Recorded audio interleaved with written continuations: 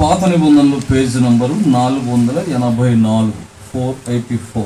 పాత నిబంధనలు page number 484, 65వ కీర్తన 11వ వచనాన్ని చదవగలిగిన వాళ్ళు మాతో కలిసి చదవండి. సంవత్సరమును నీ దయా కిరీటము ధరింపజేస్తున్నావు, నీ జాడలు సారము వెదజల్లుచున్నవి. ప్రార్థన చేస్తాం. ప్రేమగల పరలోక తండ్రి, వాక్యమైన దేవ, అద్భుతములు ఆచరణ చేయ తండ్రి, నేను నేడు నిరంతరం ఏకరీతులు ప్రభు, ప్రతి ఉదయంగా మీకు నూతనంగా దయపూర్చినందుకు వందనాలు. మీరు మార్పు లేని వారు కనుక్కునే మీకు కనికరం నిలిచింది కనుకనే నేటికి సజీవులుగా మనం ఒప్పుకుంటున్నాం. అల్పులు అయోగ్యులము మీ సన్నిధిని నిలబట్టుకు కనులెత్తుటకు చాలని వారు ఎప్పటికప్పుడు మీ కలసలో రక్త ప్రోక్షణ తెచ్చుకుంటున్నాం. ఆత్మ ప్రాణ శరీరాలు పరిశుద్ధపరచు. సమయం మీది, తరుణం మీది, ప్రజలని వారు, పని మీది, వాక్యం మీది ప్రభు. మేము మీ వారు నిజమే, మీరు మనుషుల లోకాన్ని పంపిస్తూ ఉన్నారు. ఆ క్రమంలో మా ప్రియ సహోడు జాషువా అండ్ జెరూషా ఇరువురు ప్రేమించి మీరు ఇచ్చిన కుమార్తె ఎస్తేర్ తన జీవితంలో మీరు ఇచ్చిన నూతన సంవత్సరాన్ని బట్టి స్తుతిస్తున్నాం. ఆ సందర్భంగా దేవుని బిడ్డలతో కలిసి వారు సంతోషం పంచుకోవాలని వారికి ఇచ్చిన ప్రేరణ బట్టి స్తుతిస్తున్నాం. ఈ సమయం మాకు ఆశ్చర్యకరంగా చేయండి. ఇప్పుడు ఒక పాటల ద్వారా సాగుడ్డారు, చదువుకొని వచ్చిన భాగాలు మీ చేతులు పెడుతున్నాం. నేను ఒకటి ప్రభు మీకు వేరుగా ఉండి ఏమి చేయలేదు. మీరు అనుగ్రహించుకుని మేము పొందలేము. అనేది ప్రేమ లేదు అనుకుంటాం, కానీ మీరు సహాయపడకుండా ఇది మాత్రం నేను తృప్తించిన మీరు మీ గుప్పిడి ప్రతి జీవి కోరికను తీరుస్తున్నారని మీ వాక్యం సెలవిస్తుంటుంది. ఈ రాత్రి నాయన మా కొరకు కూడా మీ హస్తం చాపు. ఇక్కడ చేరిన ప్రతి ఒక్కరిని జ్ఞాపకం చేసుకోండి. ఎవరు ఖాళీగా వెళ్లకుండా కనిపించండి. ప్రతి వారి అంతరంగం మరి అన్ని పరిస్థితులను ఎంతో స్పష్టంగా తేటగిరిగిన ప్రభు, మీరు ప్రతి వారి అవసరాలు తాకబడినట్లు చేయమని, ఈ స్థలం చుట్టూ మీకు కంచె ఉంచమని, కనబడి కూడా శత్రుకారంలో విశ్వాసంతో బంధిస్తూ మరి వాతావరణం, ఎలక్ట్రిసిటీ, సౌండ్ సిస్టమ్ వరకు మీ అదుపులు ఉంచుకునేందుకై స్తుతిస్తూ మిగిలిన సమయం మీరు మహిమ పొందమని, కీర్తన 115:1 ప్రకారం మా కాదు యెహోవా మా కాదు, మీ కృపాసక్తిని బట్టి మీ నామమునకు మహిమ కలుగును గాక, మీరే సంపూర్ణమైన మహిమ ఘనత ప్రభావాలు పొందుకోమని, వారు కనులెత్తి చూడగా ఏస్తా మరి ఎవరు కనబడలేదని వాక్య ప్రత్యక్షత ఈ రాత్రి మా వద్ద నెరవేర్చమని, కుటుంబీకులకు మరి నూతన సంవత్సరం ప్రవేశించిన బిడ్డకు చేరిన అందరికీ ఆశీర్వాదకరంగా చేయమని యేసుక్రీస్తు ఘనమైన నామమున ప్రార్థించి అడిగి వేడుకొనిస్తున్నాను తండ్రి, ఆమేన్. 65వ కీర్తన 11వ వచనం. ఎవరైనా చదవగలిగిన వాళ్ళు చదవండి దగ్గరగా. 65 and 11. 65వ కీర్తన కనపడుతుంది. సంవత్సరమును నీ దయా కిరీటము ధరింపజేసి ఉన్నావు, నీ జాడలు సారము వెదజల్లుచున్నవి. చాలు. ఈ వచనము అంటే మనకు తెలుగులో కొద్దిగా అర్థం కానట్లుగా క్రిటికల్గా తర్జుమా చేయబడింది. యాక్చువల్గా మీనింగ్ అదే వస్తుంది, కానీ ఇంగ్లీష్లో కానీ హీబ్రూ భాషలో కానీ దాని వాస్తవికత ఏంటంటే, మరి సంవత్సరం అనేది మొదటిగా దేవుడిస్తేనే మనిషి పొందగలిగేది. First it's given by only God, దేవుని చేత మాత్రమే అనుగ్రహించబడేది. రెండవది ఆ వచనం ఇంకో మాట ఏం చెప్తుందంటే, సంవత్సరం దేవుడిచ్చేదే, కానీ అది కూడా ఎలా ఇస్తున్నాడంటే ఒక కిరీటం వలె ఇస్తున్నాడు కదా. దేవుడు ఇవ్వకపోతే మనం కాగితపు కిరీటాలు, అట్ల కిరీటాలు అవి పెట్టుకోవాల్సి ఉంది. కానీ దేవుడు నిజంగా కిరీటం ఇస్తే కదా. అందుకే కొంతమంది ఉద్యోగం వస్తే కన్నీళ్లతో చెప్తారు, నిజంగా నేను వణికిపోయాను, భయపడిపోయాను, నాకు గురించి చాలామంది ఉన్నారు, కేవలం దేవుడిదే అంటుంటారు. సో నిజమే. మరి 75వ కీర్తనలో కూడా promotion does not comes from north are south అంటుంది. హెచ్చింపు ఒక మానవుని జీవితంలో ఘనత దిక్కుల నుండి రాదు, గోడల నుండి రాదు. తెలియక మనిషి తనను మార్చుకోక గోడలు, దిక్కులు, సూచనలు, మూలలు అవి మారుస్తారు. ఎన్ని మార్చి నువ్వు మారకపోతే ఉపయోగం లేదు, ఏడుంటా. సో కనుక హెచ్చింపు దేవుడిచ్చేది, అట్లానే సంవత్సరం ప్రభు ఇచ్చేది. అది దేవుని వల్లనే పొందుతాం. రెండోది అది ఒక కిరీటం వల్లే దేవుడు సంతోషంతో తన పిల్లలకు మరి వారి జీవితాన్ని బట్టి, ప్రవర్తనను బట్టి అనేక లెక్కలు కట్టి మరి మన తలల మీద కిరీటం వల్లే సంవత్సరం బట్టి సంవత్సరం ధరింప చేయుచున్నాం అని బైబిల్ చెప్తుంది. సో మరి జాషువా అండ్ జెరూషా వారి ఇరువును ప్రేమించిన కుమార్తె ఎస్తేర్ 9th ఇయర్ కదా, కొత్తగా వచ్చింది. 8th కంప్లీటెడ్, 9th ఇయర్లో ప్రవేశించింది. విచారం ఏంటి? ఇంకో మాట చెప్పమంటారా? లోకం చూడండి, లోకం ఏం సెలబ్రేషన్ చేసి తెలుసా? ఇప్పుడు 9వ సంవత్సరం వచ్చింది. లోకస్తులు అయితే ఎక్కువగా ఫ్లెక్స్ చేసి ఏం పెడతారు? 8th యానివర్సరీ అంటారు, 9th అన్నారు. ఎందుకంటే అయిపోయినాయే డబ్బా పడుతుంది. అయిపోయింది, ఎటాకపోయింది, దాంట్లోకి వెళ్ళలేము. 8 సంవత్సరాలు కాపాడే దేవస్తోత్రం అంటే మంచిదే, కానీ ప్రవేశించిన 9వ సంవత్సరం ఒకవేళ మొత్తం లేకపోవచ్చు, 9 సెకండ్లున్నా 9 మిల్లీ సెకండ్లున్నా 9వ సంవత్సరంలోకి వచ్చినట్లే. So God has given new year in your life. కాబట్టి అది కంప్లీట్ చేసుకోవడానికి దేవుని చేతులు ఇచ్చినోడు దాన్ని కాపాడుతాడు, నడిపిస్తాడు. సో కొన్ని నిమిషాలైనా ప్రభు ఇచ్చింది. కాబట్టి దేవుడిచ్చిన నూతన సంవత్సరం, ఇది నేను నీ కొరకు జీవించాలి, నాకు దయచేతి ఇచ్చావు, దీన్ని నేను నీ కొరకు వాడాలి అని దీని గురించి ఆలోచించేది క్రైస్తవుడు. అందుకే లోకస్తుని క్రైస్తవునికి చాలా విషయాల్లో వ్యత్యాసం ఉంటుంది. లోకస్తుడు చూసే దృష్టి వేరు, క్రైస్తవుడు చూసే దృష్టి వేరు. లోకస్తుడు ఎక్కడవి చూసి ఆనందపడతాడు, క్రైస్తవుడు పైన ఉన్నవి అదృశ్యమైనవి చూసి ఆనందపడతాడు. అందుకే కొలస్సీ 3:1 మీరు క్రీస్తుతో కూడా లేపబడిన వారైతే ఏవి చూడండి, భూ సంబంధమైనవి కాదు, కింద ఉన్న వాటిని కాదు, మీరు పైన ఉన్న వాటిని. అందుకే 2 కొరింథీ 4:17 కూడా పౌలు గారు ఏమంటాడు? 18వ వచనమా, 2 కొరింథీ 4 2 Corinthians 4th chapter, 2 కొరింథీ 4 చూడండి.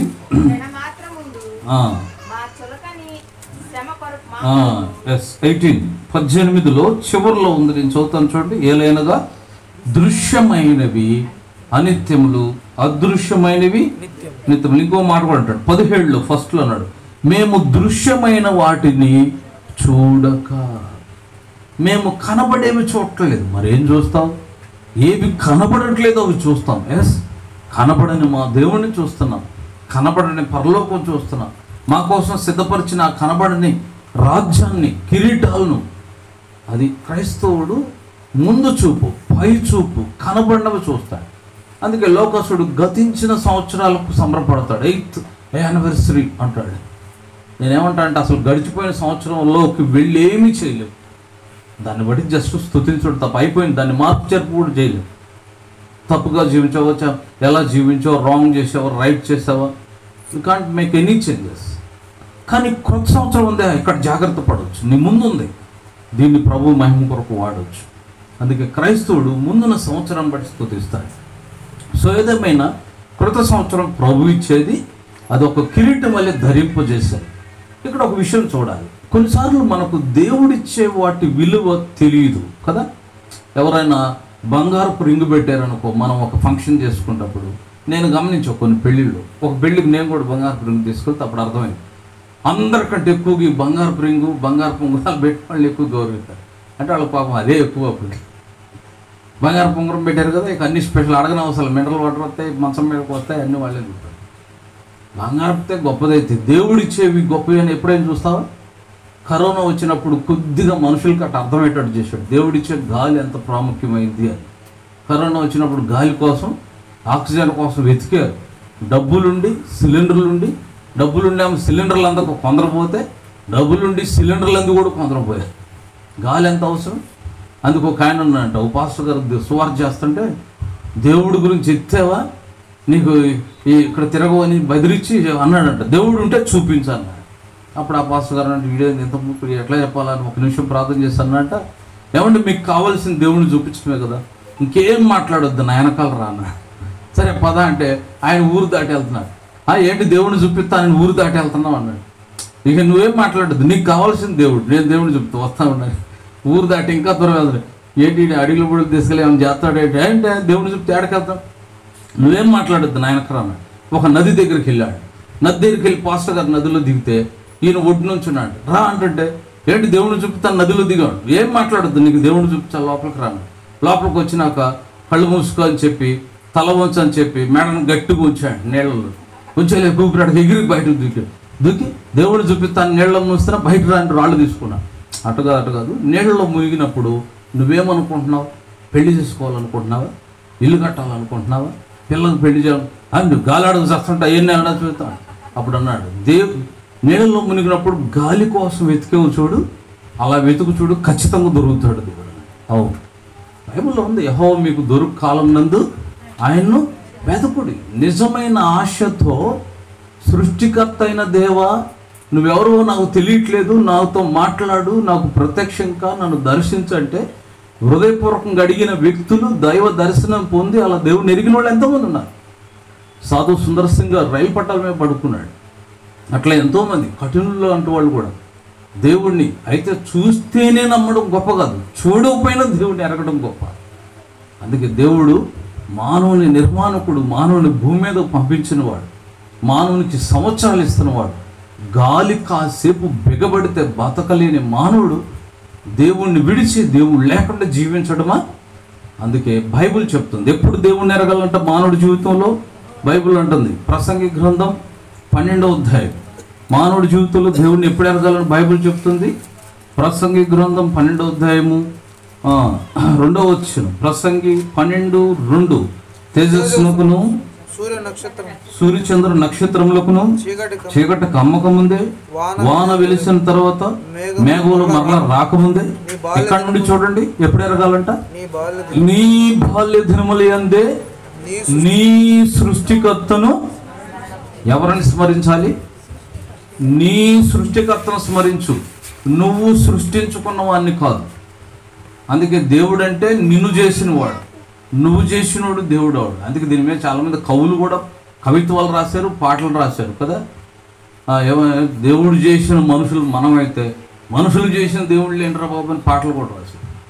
వాస్తవమే, బైబిల్ చెప్తుంది. ఎవరు నేర్పుతావు అంటే నువ్వు కల్పించిన దేవుడు కాదు, నిన్ను కల్పించిన దేవుణ్ణి నేర్పు, నిన్ను సృజించిన దేవుణ్ణి. అందుకే నేను ఈ రాత్రి కొన్ని విషయాలు, మరి ఎస్తేర్ బర్త్డే సందర్భంగా, why man has to know the creator, మనుష్యుడు దేవుణ్ణి ఎందుకు ఎరగాలి అని బైబిల్ చెప్తుంది. అసలు దేవునికి మానవుడు కొంత బంధం ఏంటి, మానవుని విషయంలో దేవుని బాధ్యత ఏంటి, మానవుడి విషయంలో దేవుడు ఏం చేశాడని మనుషుడు దేవుణ్ణి ఎరగాలి. ఎందుకు బైబిల్ దేవుణ్ణి ఎరగమని చెప్తుంది? అది కూడా బాల్య దినాల్లోనే ఎరిగి నీ దేవుని స్మరించని చెప్తుంది. ఎందుకు దేవుడిని కలిగి ఉండాలా, దేవుడిని సేవించి దానికి టైం వేస్ట్ అనుకుంటారు కొంతమంది కదా. నేను చిన్నప్పుడు విలేజ్లో వినేవాడిని, ఎవరైనా ప్రార్థనకి వెళ్తుంటే యవనస్తులు కనుక అయ్యా ప్రార్థనకు రండి అంటే మాకు చాలా టైం ఉంది అంటుంటారు. లేకపోతే ఇంకా రకరకాలు అంటారు. ఎప్పుడో కళ్ళు పళ్ళు ఉన్నాక వృద్ధాప్యంలో నడిపించునా అప్పుడు అనాలి, కానీ ఇప్పుడు నడిపించడం అనుకుంటా. అంటే అప్పుడు దాకా ఉంటామని వీళ్ళకి నమ్మకం. అందుకే ఎక్కువగా యవన కాలంలోనే రాలిపోతున్నారు. శత్రువుకు బాగా తెలుసు, బ్రతుకుంటే ఎక్కడ ప్రభువుని ఎరుగుతావో, ఎక్కడ రక్షించబడతావు, ఎక్కడ నీతి మార్గాన్ని వెళ్తే కొడుకు దొరకవని, రక్షించబడక మునిపే నెట్ట మట్టు పెట్టాలా అని పొంచున్నవాడు. అందుకే 1 పేతురు 5:8 అపవాదిని గురించి బైబిల్ చెప్తుంది. ఎలాంటి వాడంట? గర్జించు సింహం వలె ఎవరిని మింగుదునని వెతుకుచు. సింహం చూడు, కనపడకుండా శబ్దాలు చేసుకుంటూ వస్తుందా? మన ఇంట్లో పిల్లే మనకు అడుగులేసేది అర్థం కాదు, పిల్లి కంటే సైలెంట్గా అడుగులేస్తుంది, వచ్చేది తెలియదు. వచ్చి కసకం మెడబట్టుకున్నా తెలిసింది అప్పుడు ఏదో పట్టుకున్నా. కాబట్టి శత్రువు కూడా అంతే, గర్జున సింహాలు ఎవరిని మింగుదునని వెతుకుచూ తిరుగుతున్నాడు. అంతేకాదు యెహోషువ 10వ అధ్యాయంలో శత్రువు ఏం చేస్తాడు? యెహోషువ 10వ అధ్యాయం 10వ వచనం కూడా చూడండి. యెహోషువ 10:10, జాన్స్ గాస్పెల్ 10th chapter 10వ అధ్యాయం 10వ వచనం. దొంగతనమును హత్యను నాశనమును చేటుకొచ్చును కానీ మరి దేనికిని రాడు. దొంగ సాతాను గురించి మాట్లాడుతూ, ఇక్కడ గొర్రెల కాపరి యేసుప్రభు గురించి మాట్లాడుతూ దొంగ గురించి అంటాడు, 3 విషయాలు చేయడానికి వస్తాడు నీ దగ్గరకు. ఎందుకు? మొదటిది దొంగతనం చేస్తాడు, నీ దగ్గర ఉన్న మంచితనం అంతా దోచుకుంటాడు. చూసారా? అందుకే బాల్యంలో కొంతమందికి స్వభావ సిద్ధంగా దేవుని నిర్మాణంలో వచ్చిన కొంత మంచి స్వభావం ఉంటుంది, కానీ ఎదిగే కొలది అది కూడా పోయి అన్ని చెడుతో నింపేస్తాడు, మంచి అంతా దోచుకుంటాడు. అందుకే రోమా 7వ అధ్యాయంలో పౌలు గారు అంటాడు, నా యందు అనగా నా శరీరమందు ఏమీ లేదు, మంచిది ఏది నివసింపదని నేను. చాలామంది తల్లిదండ్రులు అంటారు, వీడు చిన్నప్పుడు బాగానే ఉన్నాడు బ్రదర్, ఎట్ట పాడాడు, వీళ్ళు అనుకుంటారు ఆ స్కూల్లో పాడాడు, కాలేజీలో పాడాడు, ఆ పక్కింటి పిల్లాడు పాడాడు. ఒకటిదే, అసలు శత్రువే మంచిదని దుష్టత్వంతో నింపేస్తాడు. మొదట దొంగతనం, రెండవది హత్య, నీతి విషయంలో ఏమాత్రం చోటు లేకుండా. ఒక రక్షణ పొందిన వ్యక్తి కూడా ఇలా వెనకబడితే మందిరానికి దూరం అయితే ఇదే చేస్తాడు. ఫస్ట్ భక్తిని దోచుకుంటాడు, ఆత్మీయంగా చంపేస్తాడు. ఆ తర్వాత మూడోది నాశనం చేస్తాడు. ఎందుకు తెలుసా? బ్రతుకుండి ఆడ మళ్ళీ సువార్తిని ఒకవేళ వాక్యం దర్శించి మళ్ళీ మళ్ళుకుంటావనని తిరిగి మార్చుకునే వీలు లేకుండా, మరలకుండా, ప్రభు వైపు రక్షణ పొందకుండా, భూమి మీద కూడా లేకుండా చేయడానికి పొంచున్నవాడే సాతాను. కానీ దేవుడు ఎవరో తెలుసా? నిన్ను పుట్టించి భూమి మీద నేను భద్రపరుస్తూ ఆయుష్నిచ్చే సంవత్సరం ఇస్తూ నువ్వు జీవిస్తుంటే, నడుస్తుంటే, కదులుతుంటే, నీ కళ్ళాడుతుంటే, నీ గుండు కొట్టుకుంటుంటే చూసి ఆనందించే మొదటి వ్యక్తి దేవుడు. అందుకే బైబిల్ చెప్తుంది దేవుడు మనల్ని ఎప్పుడు ఎరిగాడంటే ఇర్మియా గ్రంథం 1వ అధ్యాయం, బుక్ ఆఫ్ జెరమియా 1st చాప్టర్. ఇర్మియా గ్రంథం 1వ అధ్యాయం. దేవుడు మానవుడిని ఎప్పటి నుంచి మనుషుని ఎరిగిన వాడో తెలుసా? ఇర్మియా గ్రంథం 1వ అధ్యాయం 4-5 వచనాలు. ఇర్మియా 1:4-5. యెహోవాకు నాకు ప్రత్యక్షం ఇలా సెలవిచ్చాను. చూసారా, భక్తుడు ఇర్మియాతో అంటున్నాడు, ఓ ఇర్మియా, నీ గురించి నేను ఎప్పుడు ఎరుగుతున్నా తెలుసా? గర్భములో నేను నిన్ను రూపింపక మునిపే ఎరిగితిని. రెండవది, నువ్వు గర్భం నుండి బయలుపడక మునిపే. ఈ మధ్య సండే స్కూల్ పాట కూడా వచ్చింది, God knows me before to Born. పుట్టక ముందే నిన్ను ఎరిగినవాడు బైబిల్ చెప్పే దేవుడు. నువ్వు పుట్టిన తర్వాత నీ పితరులను బట్టి నువ్వు తెలుసుకున్నవాడు కాదు దేవుడు. నువ్వు పుట్టక ముందే నిన్నెరిగిన వాడు దేవుడు. ఆ దేవుడిని బైబిల్ పరిచయం చేస్తుంది. Before to burn and not only that, పుట్టక ముందే కాదు, అసలు గర్భములో రూపింపక మునిపే, బిఫోర్ టు ఫార్మ్, నిన్ను రూపించక మునిపే ఎరిగినవాడు. అసలు అంతేకాదు, ఇంకొంచెం ముందుకు వెళ్ళి పౌలు గారు అంటాడు, ఎఫ్ఎస్సి 1వ అధ్యాయం, ఎఫ్ఎస్సీలకు రాసిన పత్రిక 1వ అధ్యాయం. దేవుడు మానవుని ఎప్పుడు ఎరిగాడంట? ఎఫ్ఎస్సీలకు రాసిన పత్రిక 1వ అధ్యాయం 4-6 వచనాలు కలుస్తున్నాయి. మధ్యలో నేను చదువుతున్నాను చూడండి. మనము తన ఎదుట పరిశుద్ధులను నిర్దోషంలో ఉండవలనని ఎప్పటి నుంచి ఎరిగాడంట? జగత్తు పునాది వేయబడక మునిపే ప్రేమ చేత ఆయన క్రీస్తులో మనల్ని, before the foundation of the earth. ఈ జగత్తు లేనప్పుడు, ఈ సృష్టి లేనప్పుడు నీ గురించి ఆలోచించిన మొదటి వ్యక్తి బైబిల్ చెప్పే దేవుడు. అది గుర్తుపెట్టుకో. ఒకసారి ఒక యవనస్తుడితో మాట్లాడుతుంటే యవనస్తుడు అంటున్నాడు, ఏమండి, నాకు కనబడని దేవుడి గురించి నాకు ఎందుకండి, కనబడే తల్లిదండ్రులే నా దేవుడు అంటాడు. తల్లిదండ్రులు ఎప్పటి నుంచి ఎరుగుతారు? నేను పుట్టినాక ముద్దు పెట్టుకుంటారు, నా కొండ బండ అంట అనుకుంటారు. మహా అయితే ఇప్పుడు స్కానింగ్లు అవి డెవలప్ అయినాయి కాబట్టి 7-8 నెలల్లో కొద్దిగా చూస్తారా, మహా అయితే సరే 3 నెలలు 4 నెలలు చూస్తారు. దేవుడు ఎప్పుడు ఎరగాలి తెలుసా? గర్భం నుండి బయలుపడక మునుపు, గర్భంలో రూపింపక మునుపు, అసలు ఈ జగత్తు లేనప్పుడు, నీ తాత ముత్తాతలు లేనప్పుడు, మనుషులకు మూలమైన ఆదమవులు లేనప్పుడు, వాళ్ళు నివసించే భూమి లేనప్పుడు. భూమి ఎప్పుడుదో తెలుసా? మానవ చరిత్ర భూమి మీద 6000 సంవత్సరాలు సుమారు, ఖచ్చితంగా మ్యాక్సిమం. కానీ అసలు సృష్టికి, భూమికి కొన్ని లక్షల కోట్ల సంవత్సరాలు కూడా వాస్తవమే. ఆదికాండం 1వ అధ్యాయం 1వ వచనంలోని సృష్టి వేరు, ఆదికాండం 1వ అధ్యాయం 3వ వచనం నుంచి జరిగే సృష్టి వేరు. అందుకే మధ్యలో 2వ వచనం మొదటి సృష్టి పాడైన స్థితిని చూపిస్తుంది.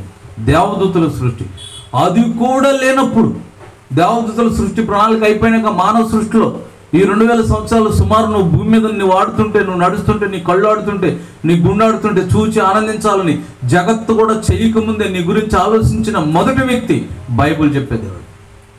అందుకే మానవుడు దేవుని ఎరగాలి. బైబిల్ ఈ రాత్రి నేను మానవుడు దేవుని ఎందుకు ఎరగాలి? కొన్ని సంగతులు. మొదటిదిగా దేవుడు ఎవరిని బైబిల్ పరిచయం చేస్తుంది చూడండి. యెషయా గ్రంథం 42వ అధ్యాయం. యెషయా గ్రంథం 42వ అధ్యాయం. బుక్ ఆఫ్ ఐజియా 40, దానికంటే 43. యెషయా గ్రంథం 43. యెషయా గ్రంథం 43 మొదటి వచనం చదువుతారా? అయితే యాకోబు నిన్ను సృజించిన వాడగు. చాలు చాలు చాలు.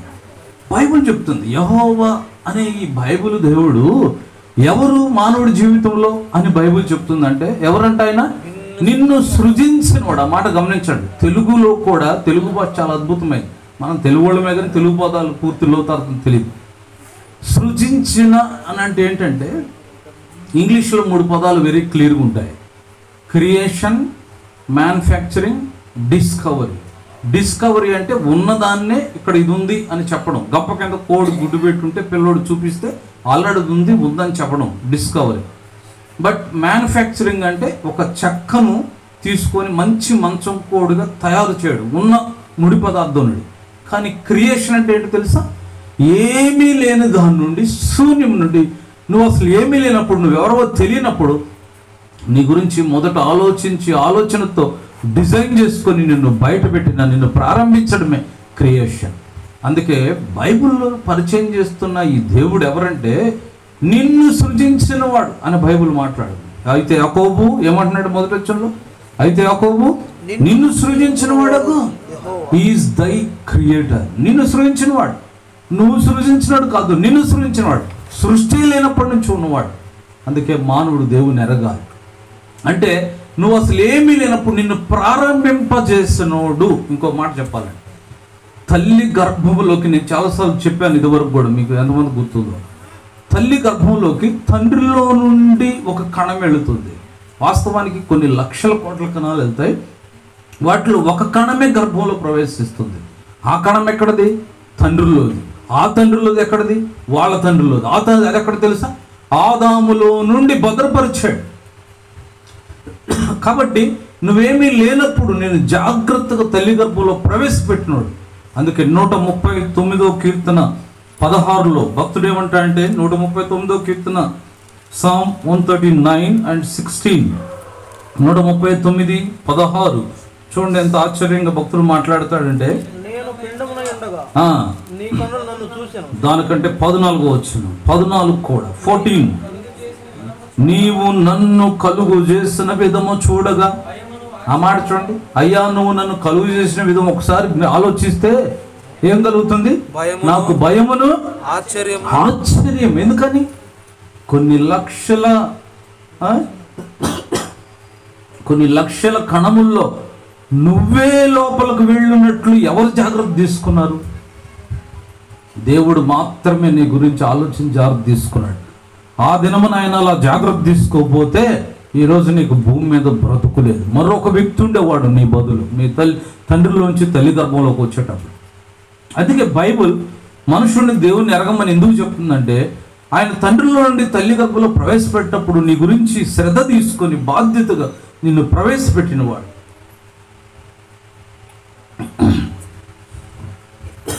అందుకే దేవుడు అంటే నిన్ను సృజించినవాడు.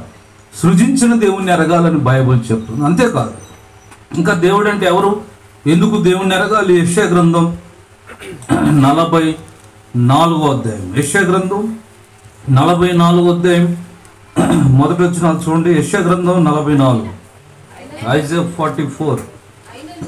అయినను నా సేవకుడు యాకోబు, నేను ఏర్పరచుకున్న ఇశ్రాయేలు, వినుము, నిన్ను సృష్టించి. ఈ మాట గమనించండి, గర్భములో నిన్ను నిర్మించి. ఆ మాట గమనించండి, సృజించడం వేరు, నిర్మించడం వేరు. సృజించడం అంటే నిన్ను ప్రవేశపెట్టినోడు, నువ్వేమీ లేనప్పుడు ఒక కణముగా నిన్ను ఆరంభించినోడు. కానీ నిర్మించడం అంటే ఆ కణమును పిండము చేసి, అన్నము చేసి, పిండము చేసి, అవయవాలు ఇచ్చి, అవయవాలు రూపొందేటట్టు చేసి 9 నెలలు తల్లి గర్భంలో జాగ్రత్త తీసుకొని నిన్ను ఒక చక్కని ఆకారం ఇచ్చి తగిన సమయంలో కరెక్ట్గా, అంటే కంప్లీట్ అయ్యేవన్నగానే బయటకు తీసుకొచ్చిన వాడు. అందుకే నిన్ను నిర్మించి. ఒక ఆర్టిస్ట్ ఒక బొమ్మ వేయడం కంప్లీట్ అయితే నిర్మించినట్లు, ఒక వడ్రంగి తాను అనుకున్న ఒక చెక్క తీసుకొని తాను అనుకున్న ఆ పిక్చర్ కంప్లీట్ అయినాక నిర్మించినట్లు దేవుడు 9 నెలలు తన చేతులు నీ మీద పనిచేస్తున్నాయి. అందుకే ఎఫెస్ పత్రికలో మనము ఆయన పని అయి ఉన్నాము అని ఉంటుంది. ఇంగ్లీష్లో వీఆర్ హిజ్ వర్క్మ్యాన్షిప్, మనం ఆయన చేతి పని అయి ఉన్నాం. కొన్ని దేవుని చేతులు. నేనేమంటానంటే, గర్భంలో నిన్ను మోస్తున్న తల్లైనా నీ గురించి నిద్రపోయింది, కానీ నిన్ను నిర్మించే దేవుడు నీ విషయంలో బైబిల్ చెప్తుంది ఆయన కునుకోడు, నిద్రపోడు. కునుక్కుండా నిద్రపోకుండా జాగ్రత్త తీసుకొని, మీ అమ్మ ఒకవేళ నీ మీద పొరలకుండా అన్ని తగు జాగ్రత్తలు తీసుకో. 9 నెలలు కనురెప్ప కొట్టకుండా, నిద్రపోకుండా, కునుక్కుండా ప్రతి నిమిషం నీ మీద పనిచేసి. నేనేమంటా అంటే, ఆయన ఏమాత్రం మర్చిపోయి విశ్రాంతి తీసుకుంటే నీ పని అయిపోయినాడు. నేను అదే అప్పుడప్పుడు చెప్తా. తల్లి గర్భంలో దేవుడిని నిర్మిస్తూ ఏదైనా ఒక అవయవం పెట్టడం మర్చిపోయడానికి ఎలా ఉంటుంది నీ జీవితం? ఈరోజు అన్నీ పెట్టి ముక్కు పెట్టలేదు అనుకోండి, ఆడ క్లోజ్ అయి ఉంటే ఎట్లా ఉంటుంది? బయటకు వస్తావు అసలు జీవించడం కూడా కష్టమైపోతుంది. అందుకే కొంతమంది డెలివరీ పిల్లల్ని ఇవ్వకండి అన్ని అవయవాలు ఉండేవి అని చూస్తూ ఉంటారు. 5 ఏళ్ళు ఉండయా, కాళ్ళు ఉండయా, పడవ ఉండయా, అయ్యో వీళ్ళేదో తయారు చేసి తెచ్చుకున్నట్టు దేవులాడుతూ ఉంటారు. దేవుడు ఇచ్చినవి పొందాల్సింది. కానీ దేవుడు ఎంత ప్రేమ గలవాడు, ఏది విడిచిపెట్టు. అసలు ఏది ఎక్కడ దాకా ఎందుకండి, అవయవాలు తీసేయి, అన్నీ పెట్టి ఎంటికలు రావట్లేదు అనుకో ఎంత దిగులుగా ఉంటుంది. ఏదో ఎంటికలు కొంతమంది పాపం అప్పుడప్పుడు గుండు చేసుకుంటే కండవ గప్ప, టోపీ పెట్ట, గుడ్డ పెట్ట, ఎన్ని అడ్డం పెడతారో కవర్ చేయడానికి. దేవుడు నీ మీద జాగ్రత్త తీసుకొని హీఈస్ దై ఫార్మర్, నిన్ను నిర్మించినవాడు. 9 నెలలు ఆయన చేతులు నీ మీద పనిచేసినాయి, నీకు ఒక చక్కని రూపం ఇచ్చి బయటకు వచ్చేటట్లు చేసినవాడు. అందుకే మానవుడు దేవుని ఎరగాలి. ఆయన నీ సృష్టికర్త మొదటిది, రెండవది ఆయన నీ నిర్మాణకుడు. అంతేకాదు 22వ కీర్తన బైబుల్ ఏమంటుందంటే సామ్ 22, 22వ కీర్తన 22వ కీర్తన ఏమని చెప్తుంది చూడండి. 22వ కీర్తన 9వ వచనం, 22వ కీర్తన 9వ వచనం ఏమంటుంది చూడండి. సామ్ 22:9, గర్భము నుండి నన్ను తీసిన వాడు నీవే గదా, నేను నా తల్లి యొద్ద స్తన్యపానం చేయుచుండగా నీవే కదా నాకు నమ్మిక. ఆ ఫస్ట్ లైన్, గర్భము నుండి నన్ను తీసిన వాడవు. అందుకే తెలుసా, కొంతమంది పెద్దవాళ్ళకు తెలుసు ఈ విషయం. డెలివరీ అవ్వడం అంటే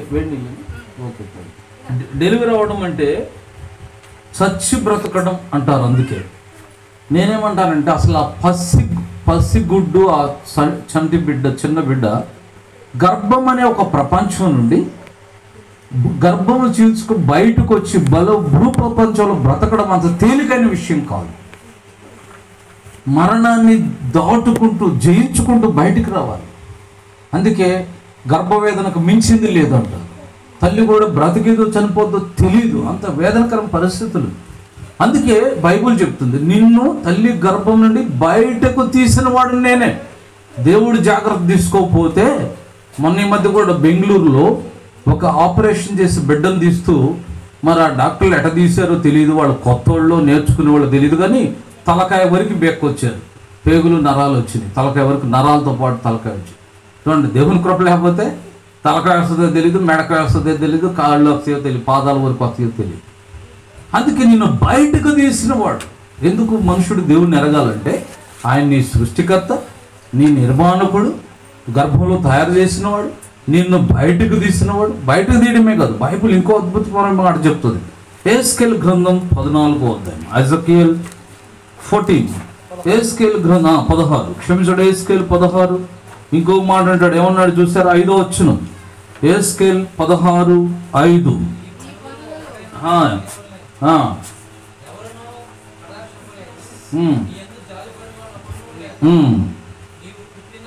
ఈ మాట గమనించండి, నువ్వు పుట్టినాడే బయట నేలను పారవేయబడి చూడ అసహ్యంగా ఉంటుంది.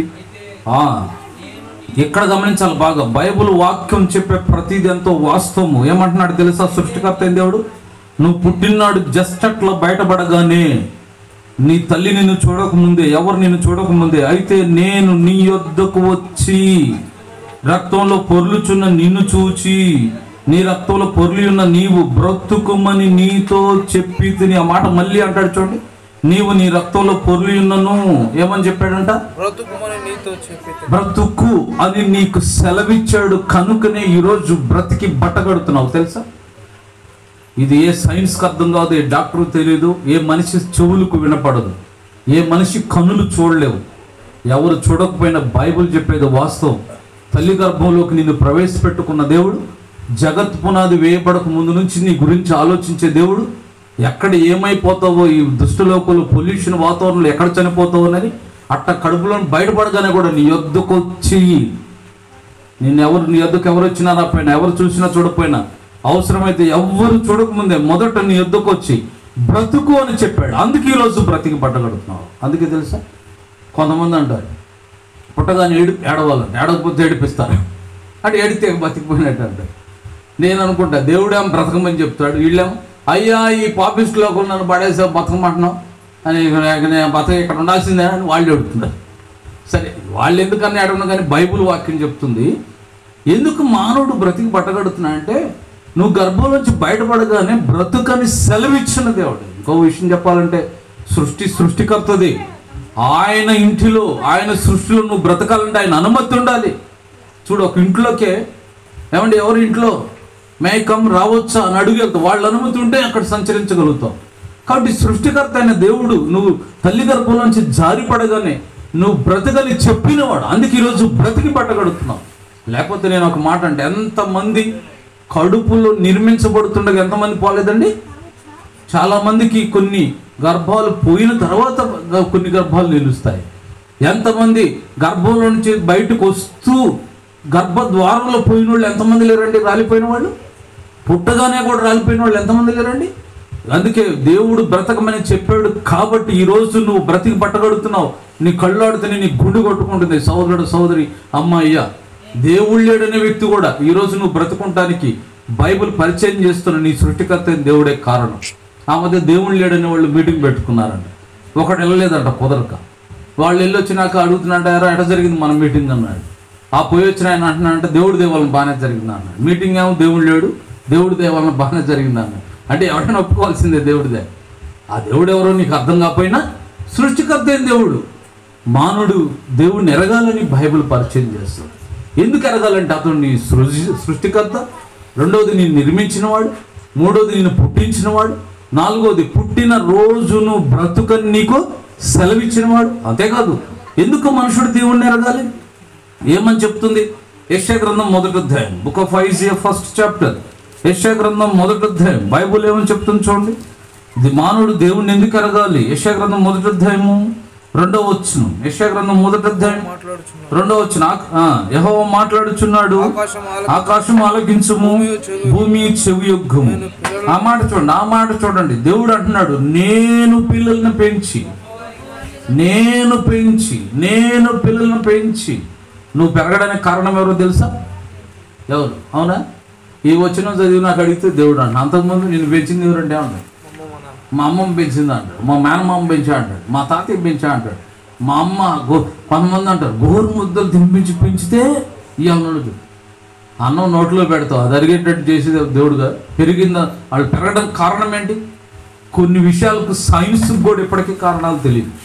నేను చిన్నప్పుడు మా ఇంట్లో 7 మంది, కొంతమంది చుట్టాలు వచ్చినప్పుడు వాళ్ళు మౌనంగా ఉండకుండా ఏమనేమంటే, ఈ అబ్బాయి అదివరకు ఇంతే ఉన్నాడు, భలే పెరిగాడు అంటున్నాడు. వాళ్ళని లేక నాకు కూడా ఆనందం వేస్తే, నిజంగానే నాకు తెలియకుండా నేను ఎట్ట పెరిగాను అబ్బా అని నాకు అర్థం కాలేదు. అర్థం కాక నన్ను కన్నా అమ్మని అడిగితే చెప్పిద్దామని మా అమ్మని అడిగాను. అమ్మ, నేను అంతకుముందు నిజంగా ఎత్తే ఉండేవాడిని, ఇంత ఎత్తాను, నాకు తెలియకుండా నేను పెరగడం ఏంటి, నువ్వు కన్నా కాబట్టి నీకు తెలిసి ఉంటా చెప్పంటే నా ప్రశ్నలకు మైండ్ పోయి అప్పుడప్పుడు అన్ని ప్రశ్నలు ఎక్కువ అడిగేవాడు.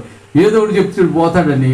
అరే నిద్రపోయేటప్పుడు పెరుగుతారు లేదు, ఆటలు మేకుండా ఉంటాయి. ఇక నిద్రపోయేటప్పుడు నేను చూడలేను కదా, కానీ అయినా నేను మౌనంగా ఉంటాను. నేను నిద్రపోయేటప్పుడు పెరిగేది నాకు తెలియపోయినా అట్లానే అందరూ పెరుగుతారు. కాబట్టి మా చెల్లెళ్ళు నిద్రపోయేటప్పుడు వెళ్ళి తలకల్లి కాళ్ళకల్లి చూసేవాడిని ఎట్ట పెరుగుతున్నాను. నా ఉద్దేశం ఏంటంటే, నీకు తెలియకుండే ఎవరో తెలియపోయినా నిన్ను పెంచింది, ఆ పెరిగే జీన్స్ను పెట్టింది. అలా పెట్టకపోతే అక్కడక్కడ కొందరు పిల్లలు సంవత్సరాలు వస్తాయి కానీ ఏమాత్రం పెరగరు. మెంగోలీ బేబీస్ అని అక్కడక్కడ అంతే ఉంటారు. ఒకవేళ నీ జీవితం అలా ఉండడితే ఈరోజు చక్కగా పెరిగి వయస్సుకు తగిన సంవత్సరాలకు తగిన వయస్సు, వృద్ధాప్యానికి నడు వయసుకు సంవత్సరాలకు తగిన వయసు, సంవత్సరాలకు తగిన సౌందర్యం అనుభవిస్తూ నా ఆరోగ్యం నా జీవితం నా ఇష్టానుసారం ఉండడానికి కాదు దేవుడిచ్చాడు, దేవుడు పెంచుతున్నాడు. అంతేకాదు ఇదే యెహెజ్కేలు గ్రంథం ఏమంటది? యెహెజ్కేలు గ్రంథం 16వ అధ్యాయం, యెహెజ్కేలు గ్రంథం 16వ అధ్యాయం. నిన్ను పెంచడమే కాదు, బైబుల్ ఏమంటుంది తెలుసా? నేను సౌందర్యం ఇచ్చాను అంటది. 13వ వచనం యెహెజ్కేలు గ్రంథం 16:13. ఇలాగ బంగారుతో వెండితో నేను నిన్ను అలంకరించి సన్నపు అవసరాలు పట్టును విచిత్రపు కుట్టుపని గల బట్టలు నీకు ధరింపజేసి గోధుమలు తేనెయు నూనెయు నీకు ఆహారం ఇవ్వగా, చూడు ఇవన్నీ ఆహారంగా నేను నీకు ఇవ్వగా నీవు మిక్కిలి సౌందర్యవతివి, రాణినంతగా అభివృద్ధినంతివి. అంటే దేవుని ఉద్దేశం, ఈరోజు ఒక సౌందర్యమైన వయసుకు వచ్చావంటే అది ఇచ్చింది కూడా నేనే. అందుకే చూసారా, ఒక మనిషి ప్రతి వ్యక్తికి ఒక సెల్ఫ్, ఒక పర్సనల్ బ్యూటీనెస్ ఉంటుంది తెలుసా. అసలు మనిషి పిక్చర్ అనేది చాలా అద్భుతమైందండి. ప్రపంచంలో ఎవరితో కూడా పోల్చలేం. యునీక్ అంటారు, అసమానం. అందుకే ఫింగర్ ప్రింట్స్ ఎవరితో కలవు, నీ ఐరిష్ ఎవరితో కలవదు. అట్లానే నీ సౌందర్యం, నీ పిక్చర్ కొంచెం అలా ఉన్నాడు అనొచ్చామో కానీ కంప్లీట్గా అసలు ఒక వ్యక్తి అనేది యూనిక్ పర్సన్. సృష్టిలో అంతకు ముందు లేడు, ఆ తర్వాత రాడు. ఈ ఆర్ట్ ఎవరేయగలరండి ప్రపంచంలో? నేనేమంటా అంటే ఎంత పెద్ద ఆర్టిస్టుని తెచ్చాను, వేసిన పిక్చర్ వేయకుండా ఏమంటే ఒక 60-70 ఏసీలకి కలిసిపోతే చెమటలు పడతాడు. అసలు అన్ని కూడా 7-10 ఏసీలకి కొత్త వేయలేనండి, మళ్ళీ వేసినవి వేస్తానంటాడు. కానీ దేవుడు ఎంత అద్భుతమైన జ్ఞానం తెలుసా? జ్ఞాన నిధి, జ్ఞానానికి మూలం. ఆయనకి ఎవరు నేర్పని అవసరం లేదు, ఆయనే అందరికి నేర్పేవాడు. కనుక నీకు నీ సౌందర్యం ఇచ్చినవాడు తగిన కాలం. అంతేకాదు బైబిల్ అంటుంది, 7వదిగా బైబిల్ అంటుంది, ఎందుకు దేవుణ్ణి ఎరగాలంటే 122వ కీర్తన, Psalm 122, 122వ కీర్తన, 121 క్షమించండి, 121వ కీర్తన. ఎందుకు మానవుడు దేవుణ్ణి ఎరగాలో తెలుసా? 3వ వచనం, 121 3వ వచనం ఏమంటుంది? ఆయన నీ పాదం తొట్రిల్లు నేడు, నిన్ను కాపాడువాడు కునుకుడు. 4వ వచనం, ఇశ్రాయేలును కాపాడువాడు కునుకుడు నిద్రపోడు. యెహోవా నిన్ను కాపాడువాడు, నీ కుడి పక్కన యెహోవా నీకు నీడగా ఉండును. పగలు ఎండ దెబ్బ నీకు తగలదు, రాత్రి వెన్ను దెబ్బ నీకు తగలదు. 7వ వచనం కూడా, ఏ అపాయం రాకుండా యెహోవా నిన్ను కాపాడును, ఆయన నీ ప్రాణమును కాపాడును. ఇది మొదలుకొని నిరంతరం నీ రాకపోకుండా యెహోవా నిన్ను కాపాడును. ఈ చిన్న కీర్తనలో 6 వచనాల్లో ముందు 2 వచనాలు తీసినా కానీ మిగిలిన 4 వచనాల్లో సుమారు 6 సార్లు కాపాడును కాపాడును కాపాడును కాపాడును కాపాడు. Who is this God? Bible పరిచయం చేస్తున్న ఈ దేవుడు ఎవరు? ఈ నిన్ను కాపాడుచున్న దేవుడు, నేటికి నిన్ను కాపాడుచున్నవాడు. తెలుసా? అసలు దేవుని కాపుదల మనకు అర్థం కాదు చాలాసార్లు. ఓసారి ఒక ఆయన చెప్తున్నాడు, రైల్వే డ్రైవర్ డ్యూటీకి వెళ్ళాలి, ఆయనకు ఒక కుమార్తె ఉంది, మాటలు రాని కుమార్తె, చిన్న కుమార్తె. ఒకరోజు ఆయన ఎప్పుడు ప్రేయర్ చేసుకొని డ్యూటీకి వెళ్తాడు. అంటే వాళ్ళ ఒక విలేజ్ నుండి టౌన్కి వస్తాడు, ఒక బస్సు వెళ్తుంది వాళ్ళ ఇంటి మీదుగా. ఒకరోజు బస్సు హార్న్ అయిన పడి టైం లేదని ప్రేయర్ చేసుకోకుండా గబగబా వెళ్ళబోతుంటే ఈ చిన్న కుమార్తె, మాట్లాడరాని అమ్మాయి, ఆయన గేటు దగ్గర నుండి చేయబొట్టు లాక్కొస్తుందంట. అంటే ఆయనకు అర్థం కావట్లేదంట, నాకు టైం అయిపోయింది అంటే కూడా వదలట్లేదంట, గట్టిగా బొట్లు లాక్కొస్తుందంట లోపల. సరే మరి ఆయన కాదని చెయ్యి లాక్కొని వెళ్ళలేక వెనక్కి వచ్చేడిలో బస్సు వెళ్ళింది. ఆయన పాప చూపిస్తుందట, ఇట్లా ప్రార్థన చేసుకో అని చెప్తున్నాడు. డైలీ ప్రేయర్ చేసుకొని వెళ్ళాడు, ప్రార్థన చేసుకో అంటున్నాడు. ఆయన కోప్పడ్డాడు, నాకు తెలియదా నువ్వు చెప్పాలి, ప్రార్థన చేసి నేను మనసులో చేసుకుంటా, బస్సు పోయింది ఇప్పుడు ఎట్లా అయినా బాధపడతా. సరే ఏదో ఒకటి వెనకేదో వేరే లారీ ఏదో పట్టుకొని వెళ్తున్నాడు. అక్కడ ఏదో కొంచెం రిక్వెస్ట్ చేసుకుందాంలే, రైల్వే కొంచెం కరెక్ట్గా ఉండే, టైం టు టైం ఉండాలి అందులో డ్రైవర్. సో బాధపడుతూ వెళ్తుంటే వాళ్ళ ఊరు దాటినాక పక్కనూరు దగ్గర ఒక వంతెన దగ్గర జనం విపరీతంగా ఉండిపోయారంట. ఇది అసలే లేట్ అయిందంటే మళ్ళీ జనం ఏంట్రా బాబు అని ఈయన లారీ కూడా ఆగిపోయి దిగి చూస్తే ఆయన ఎక్కాల్సిన బస్సు వంతెనలో పడి ఉందంట కాలం. నా ఉద్దేశం ఏంటంటే అది తెలిసింది కాబట్టి సరిపోయింది, తెలియకపోతే నీకు తెలియకుండా ఎన్ని కాపాడుతున్నాడు, తెలిసి ఎన్ని కాపాడాడు. అందుకే నేను అంటాను, నీకు బాల్యంలో ఎన్ని అనారోగ్యాలు వచ్చినాయి, ఎన్ని ప్రమాదాలు వచ్చినాయి, నీ తల్లిని అడుగు చెప్తారు తల్లిదండ్రులు. నా విషయంలో మా తల్లిదండ్రులు అదే చెప్పారు. ఒక్కొక్క సందర్భాల్లో బ్రతకాలు తెలియక అట్లా చేతుల్లో పెట్టుకొని ప్రార్థన చేసి దేవుడికి అప్పగించేవాళ్ళవయ్యా, ప్రభా బతికితే నీ కొరపాడుకో, లేకపోతే తీసుకో, ఈ బిడ్డ బాధ చూడలేమనేవాళ్ళు. అంటే తల్లిదండ్రులకు తెలుసు ఎన్ని అపాయాలు నీ మీద దాడి చేసినాయో. లోకం సామాన్యమైనది కాదు, మనుషుడు బ్రతకదగింది కాదు, అన్ని పొల్యూషనే, గాలి కూడా పొల్యూషనే. నేను అదే అంటాను, లోకంలో ఉన్న ప్రతి చిన్నది ఇట్ కెన్ కిల్స్ యూ, నిన్ను చంపగలదు. ఎలక్ట్రికల్ ఐటమ్సే కాదు, అసలు ప్రతిదీ. మీరు ఎప్పుడైనా విన్నారా ఈ వస్తువు మనిషిని చంపలేదని మీరు చెప్పగలరా? బండి వలన, వాళ్ళ బండి వలన చనిపోయి ఉన్నారు, వాళ్ళ బట్ట వలన. ఇదే మైలవరంలో ఒకసారి కొత్త చీరతో ఊరేసుకుంటే చనిపోయి ఏడుస్తున్నారు. ఆయన అంటున్నాడు, నిన్నే తెచ్చుకుందే కొత్త చీర ఇందుకోసం అని నేను అనుకోలేదు అంటున్నాడు. కాబట్టి తమ చీర జంక్షన్లో ఒక అమ్మాయి బర్త్డే రోజే పంజాబీ డ్రెస్సు లారీ హుక్స్కు తగులుకొని గాలికి బండి మీద వెళుతుంటే అలా చనిపోయి, తమ డ్రెస్తో, తమ చెప్పులు, తమ బండి, తమ ఇల్లు, లోకంలో ఉన్న ప్రతిదీ నేను చంపగలదు.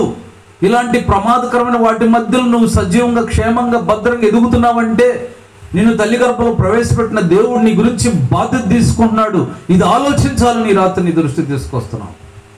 దేవుడిని ఎరగకుండా దేవుడిచ్చిన మనం అనుభవిస్తూ సీజన్కి ఎన్ని రకాల ఫ్రూట్స్, ఒక్క అరటికాయలోనే 606 రకాలు ఉన్నాయంట. కొందరు కౌంట్ చేసిన దాని ప్రకారం, కొందరు ఎనాలిసిస్ కౌంట్ చేసింది.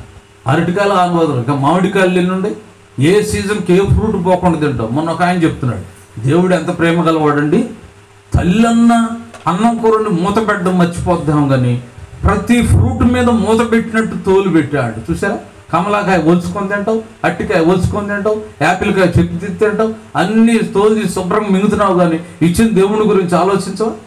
నీ తల్లన్న ఉండి మూత పెట్టడం మర్చిపోతున్నాము. కానీ నీ దేవుడు ప్రతి ఫ్రూట్ మీద మూత పెట్టి తోలు కప్పి భద్రం చేసి, నా కొడుకు తినాలి, నా కూతురు తినాలి, దోమలు వల్లకూడదు, నీకు అనారోగ్యం రాకూడదని ఇంత భద్రంగా సీజనల్గా రకరకాల ఫ్రూట్స్ వాటిల్లోని ఆరోగ్యం పెట్టి ఇంత జాగ్రత్తనిచ్చి కాపాడుతున్న ఈ దేవుడిని ఎరగకుండా ఇన్ని భద్రతలు తీసుకున్న దేవుడిని బాల్య దినాల్లోనే ఎరగాలి.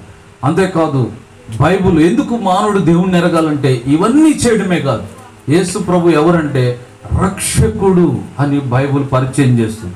మత్తయి సువార్త 1వ అధ్యాయం 21వ వచనం ఏమంటుంది చూడండి. మత్తయి సువార్త 1వ అధ్యాయం 21వ వచనం, ఆమె కుమారుని కనును తన ప్రజల వారి పాపం నుండి ఆయన రక్షించును గనక ఆయన యేసు అని పేరు పెట్టరు. యేసు అంటే రక్షకుడు, ఈజ్ దై సేవియర్. క్రీస్తు అంటే అభిషేకుడు, నీ పాపం నుండి నిన్ను విడిపించేవాడు.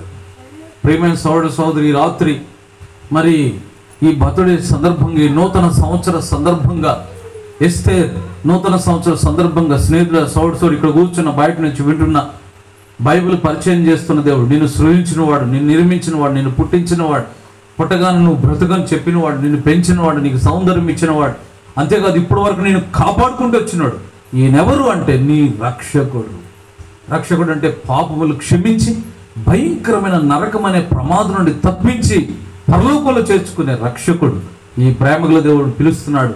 మత్తయి సువార్త 11వ అధ్యాయం 28వ వచనం, ప్రయాసపడి భారమును మోసుకొని వచ్చున్న సమస్త జనులు. అసలు ఎంత ప్రేమ గలవాడండి. కొంతమంది దేవుళ్ళని కొంతమందికే ఉంటారంట. అదేంటో మరి ఆ ప్రాంతానికే, కొన్ని కులాలకు, కొన్ని గోత్రాలకు, కొంతమంది ఇంటికి కూడా మా కులం మా ఇంటి అంటారు. నా ఉద్దేశం ఏంటంటే గ్రహింపు కొరకు మాత్రమే చెప్తున్నాను. దేవుడు ప్రపంచానికి చెంది ఉంటాడు. సూర్యుడు ఒక్కడే, చంద్రుడు ఒక్కడే, తలకాయ ఒక్కటే ఉంటుంది. ఎవరినైనా చూడండి, మీ నాన్న పేరు ఏంటి చెప్పు అంటాం, అంతేనా? మీ నాన్నల పేరు చెప్పు రాసుకుంటా అంటే చెప్పో చిపురు తీసుకుంటాడు, ఎట కనపడ్డా అంటారు. మీ అమ్మ పేరు చెప్పు అనాలి, అంతేగా. మీ అమ్మల పేరు చెప్పు రాసుకుంటా అంటే కర్ర తీసుకొని ఎటపడతాడు, 4 వాయిస్తాడు, ఎటగా. మీ అమ్మలని అనలేవు, మీ నాన్నలని అనలేవు. నీ దేవుళ్ళు ఏంటి? దేవుళ్ళని పదమే దేవదోషునండి. దేవుడిని అవమానపరచడు. సృష్టికర్త అయిన దేవుడి గురించి బైబిల్ పరిచయం చేస్తుంది. ఇది క్రైస్తవుల దేవుడు కాదు, అందరి దేవుడు. అందుకే అపోస్తలుల కార్యం 10:36 చెప్తుంది, యేసు క్రీస్తు అందరికీ, Jesus Christ is the lord for everyone, for all. అందరికి, ప్రతి వ్యక్తికి చెందిన దేవుడు. తెలియక దేవుడిని ఎరగకుండా నిర్లక్ష్య పెట్టి నిన్ను ప్రేమించి నీ కొరకు, నీ పాప పరిహారం కొరకు, నువ్వు ఎరక్కముందే, నీకంటే ముందుగానే నీ పరిహారం కొరకు ప్రాణం ఇచ్చిన ప్రభుని నిష్కారణంగా ద్వేషిస్తుంటే ఈ రాత్రి నీ హృదయం మార్చుకో. నిన్ను ప్రేమించే దేవుడు పిలుస్తున్నాడు, రండి నా ఎద్దుకు రండి, నేను మీకు విశ్రాంతిని ఇస్తాను, పాపక్షమాపణ ఇస్తా, సంతోషం ఇస్తా, సమాధానం ఇస్తా. బైబుల్ అంటుంది, నా శాంతిని మీకు ఇచ్చుచున్నాను అంటూ ఏమన్నాడు? ఇది లోకం ఇచ్చినట్లు, లోకంలో దొరికే కాదు, యేసుప్రభు దగ్గర దొరికే. లోకంలో ఈ ఉంటే సంతోషం, లేకపోతే మళ్ళీ అది ఆ సంతోషం కాస్త విచారం అయింది. కానీ దేవుడిచ్చేవి ఉన్నా లేకపోయినా, ఏమున్నా లేకపోయినా, పెరిగినా తగ్గినా అన్నిటిలోనూ సంతోషిస్తాడు. అందుకే భక్సింగ్ గారు సాక్ష్యం పుస్తకం అని చిన్న పుస్తకాలు ఉంటాయి, దాని మీద రాస్తాడు ఎలాంటి సంతోషం అంట, చెప్పన సత్యమును మహిమాయుక్తమైన, ఇట్స్ అన్స్పీకబుల్ జాయ్ అంటే గ్లోరియస్ జాయ్. ఇది మాటల్లో చెప్పలేము. యేసుప్రభుని హృదయంలో చేర్చుకుంటే ఎంత ఆనందం ఉండదంటే we can't explain in our words.